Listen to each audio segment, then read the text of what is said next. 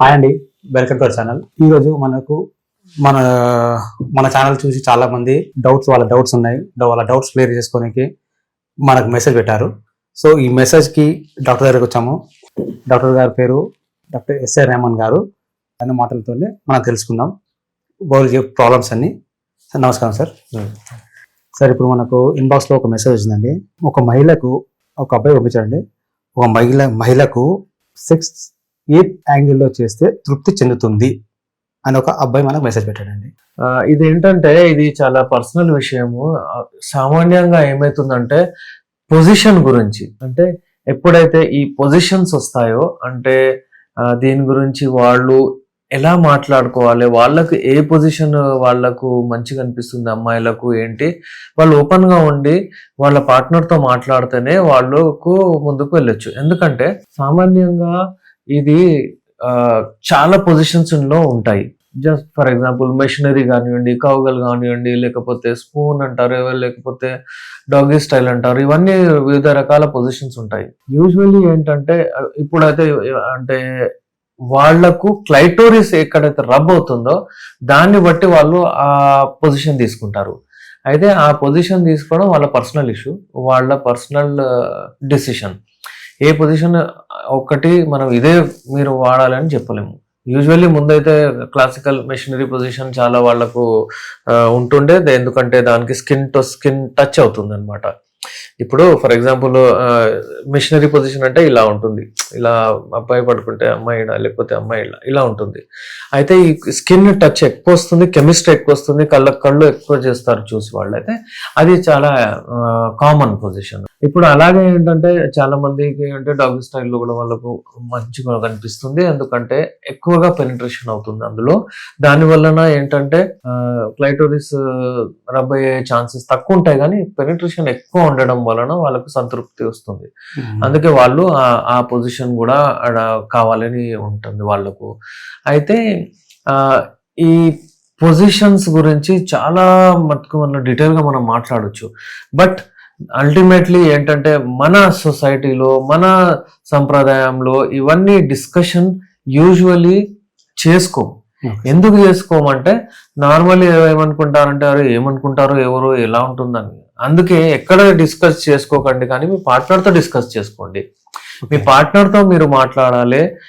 వీళ్లకు ఇప్పుడు ఈ అడిగిన ప్రశ్న ఏంటంటే ఎంత సున్నితమైనదంటే దీని గురించి అసలు పార్ట్నర్తో కూడా మాట్లాడరు.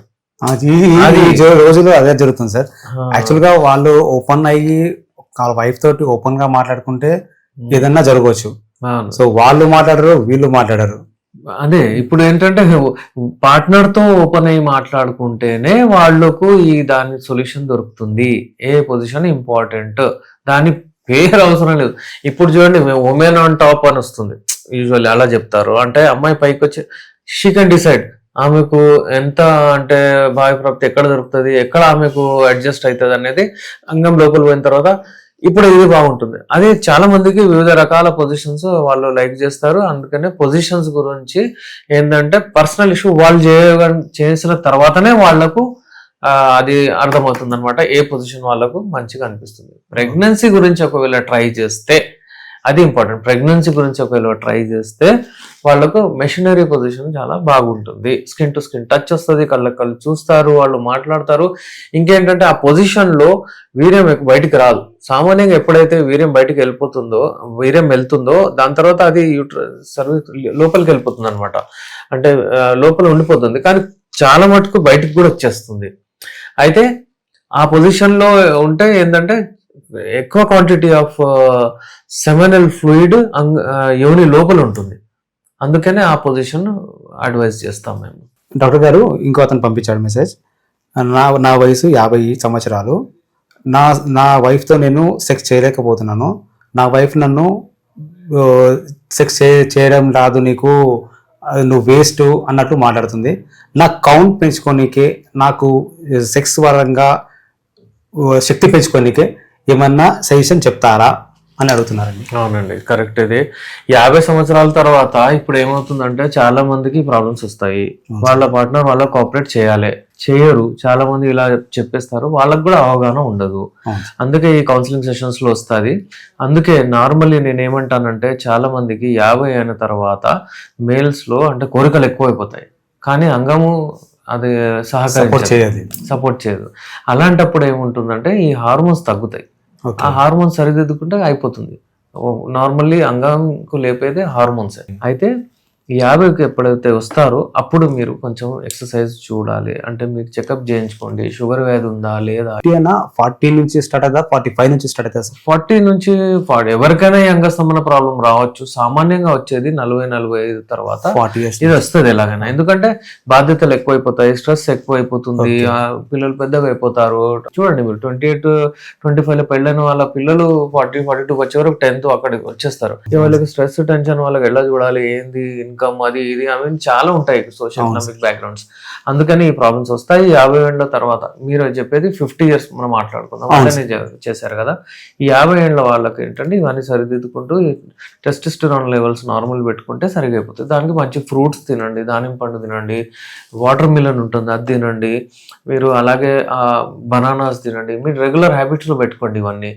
డ్రై ఫ్రూట్స్ కొన్ని తినండి, శిలాజిత్ కొంచెం దొరుకుతుంది మీకు, ఇప్పుడు అది తీసుకొని పాలలో వేసుకొని తాగండి. ఇలా మెయింటైన్ చేయండి. ఒకవేళ అలాంటప్పుడు కూడా మీకు రెస్పాన్స్ రావట్లేదు అంటే మీరు అప్పుడు కొన్ని టెస్టులు ఇంపార్టెంట్ ఏవైతే చేసుకున్నారు, జస్ట్ షుగర్ వ్యాధి గురించి చేయించుకోండి. ఫ్రీ టెస్టోస్టెరాన్ హార్మోన్ అని ఒక టెస్ట్ వస్తుంది, అది చేయించుకోండి. మీకు తెలిసిపోద్ది ఏంటి కారణం, ఇలా ఎందుకు అవుతుందని. కానీ మీ పార్ట్నర్తో మీరు అది మంచి రిలేషన్స్ పెట్టుకొని మీరు ఈ ప్రాబ్లం ఎవరికైనా అవుతుందంటమ్మా, మీరు కొంచెం ఓపిక పెట్టండి అని అలా చెప్పుకొని మీరు ఈ మెడిసిన్స్, యునాని మెడిసిన్స్ తీసుకుంటే ఇంకా చాలా బాగుంటుంది. నేచురల్ మెడిసిన్స్, దీంతో ఏమి సైడ్ ఎఫెక్ట్ ఉండదు. ఇవి వాడితే 3 నెలలు 4 నెలలు వాడినారనుకోండి, మళ్ళీ 10 సంవత్సరాలకు మీకు ఏం ప్రాబ్లం రాదు. ఈ స్క్రీన్ పైన మా నంబర్ ఉంది, దానిపైన కాల్ చేసి మీ అపోహాలు ఏమైనా ఉంటే డౌట్స్ క్లియర్ చేసుకొని మెడిసిన్స్ మీరు పల్లెటూరులో ఉంటే, విదేశాల్లో ఉంటే కొరియర్ ద్వారా తెప్పించుకోవచ్చు. లేకపోతే అందుబాటులో ఉంటే వచ్చి నాతో కన్సల్ట్ అయ్యి మెడిసిన్స్ తీసుకోవచ్చు. డాక్టర్ గారు, ఇంకొక అతను పంపించాడు, నా మ్యారేజ్ 25 years అయ్యిందండి. మ్యారేజ్ 25 years అయిందంట. ఒక 10 years బాగున్నాడంట వైఫ్ తోటి. సో దాని తర్వాత సెక్స్ ప్రాబ్లమ్స్ వచ్చాయి. సో అది ఎందువల్ల వచ్చింది సార్? అదే ఇప్పుడు చూడండి, ఎప్పుడైతే ఈ పెళ్ళి అవుతుందో 25-26 years లో పెళ్ళి అవుతుంది. ఓకే, దాని తర్వాత వాళ్ళు 1 సంవత్సరం 2 సంవత్సరాలు 3 సంవత్సరాల వరకు మళ్ళీగా ఎంజాయ్ చేస్తారు, మంచిగా ఉంటారు. దాని తర్వాత ఏమవుతుందంటే ఇప్పుడు ప్రెగ్నెన్సీ అవుతుంది, పిల్లలు పుడతారు. అమ్మాయి ఏంటంటే అక్కడ బిజీ అయిపోతుంది. ఇతను కావాలంటాడు, ఆమెకు చిరాకులు వేస్తూ ఉంటుంది. ఇక ఆమె బేబీ, అది నేచురల్. దేవుడు అలా ఎట్లా సృష్టించాడంటే పిల్లల్నే చూసుకుంటుంటుంది ఆమె. ఎక్కువగా కాన్సన్ట్రేషన్ అక్కడ పోతుంది. ఈయన ఏంటంటే కావాలనుకుంటా, ఎందుకంటే పీక్ మీద ఉంటాయి ఈయన హార్మోన్స్. ఇట్లా పోయి 35 అవుతుంది. ఇక 35 అయిన తర్వాత ఇక ఆయన ఈమె ఫ్రీ అవుతుంది మెల్లగా 35-40 వరకు. ఫ్రీ అయిన తర్వాత ఈమెట్ వస్తుంది. ఈమెట్ రాగానే ఈయన కాన్సన్ట్రేషన్ అంతా అటు ఇటు పోతుంది. అంటే పిల్లలు పెద్దగా అవుతారు, స్కూల్ ఫీజు కట్టాలి, అది కట్టాలి అని పనికి, జాబ్, స్ట్రెస్, టెన్షన్ అవన్నీ పెరుగుతాయి. పెరగగానే ఆ టెస్టోస్టెరాన్ హార్మోన్స్ ఇటు తగ్గుతుంటాయి. ఇటు ఈ అమ్మాయి ఇటు ఫ్రీ అవుతూ ఉంటుంది, ఈమె ఇంట్రెస్ట్ పెరుగుతుంటది. ఇప్పుడు చూడండి, ఈమె కావాలని వస్తుంది, ఇతనేమో ఇటు ట్రై చేస్తాడు, కానీ ఈ ప్రాబ్లమ్స్ వస్తాయి.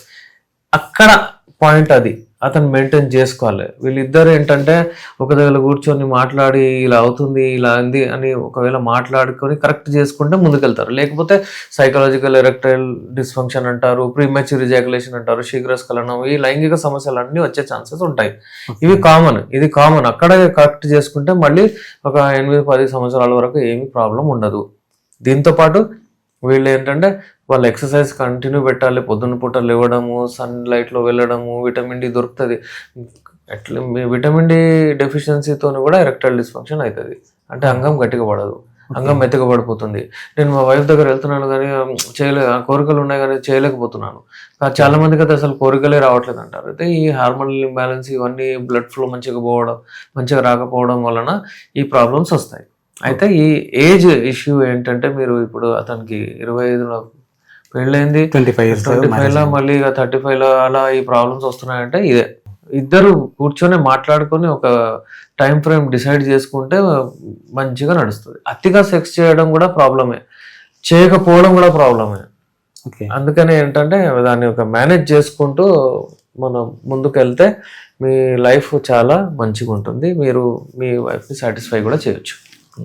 థ్యాంక్ యూ సార్, చాలా మంచి సలహాలు ఇచ్చారు ప్రేక్షకులకు. ఇంకా మరిన్ని ఇంకా రావాలని కోరుకుంటున్నాము. Thank you. Thank you.